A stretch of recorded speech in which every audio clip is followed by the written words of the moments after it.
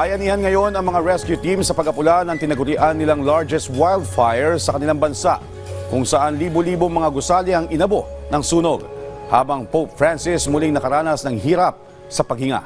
Ang detalye sa sentro ng balita ni Joyce Salamatin. Hindi makapaniwala ang karamihan sa mga residente sa Ofunato, Japan matapos masunog ang kanilang mga bahay na sinasabing largest wildfire na nangyari sa kanilang bansa sa nakalipas na 3 dekada. Libo-libong mga bumbero ang nagtutulong-tulong para apulahin ang nasabing forest fire.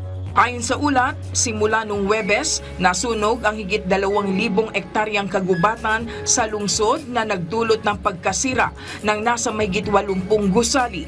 Isang individual naman ang napaulat na nasawi sa insidente habang hindi bababa sa 4,000 ang inilikas sa lugar.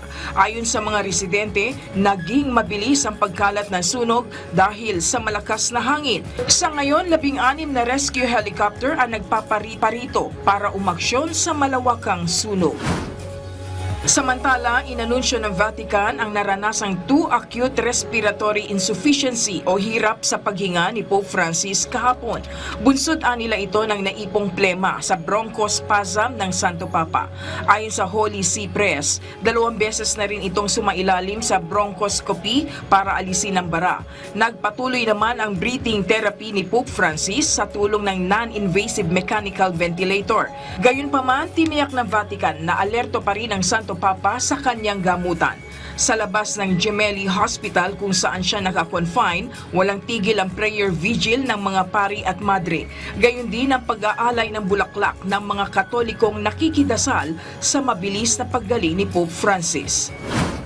Nais naman ni Canadian Prime Minister Justin Trudeau na buksan kay King Charles III ang usapin ng soberanya ng Canada. Ito ay matapos makailang beses na tawagin ni US President Trump ang nasabing bansa bilang ika-51st state ng Estados Unidos. Kahapon, nang bumisita si Trudeau sa Sandringham State in Norfolk, England, kung saan nakapulong niya ang hari ng Britanya.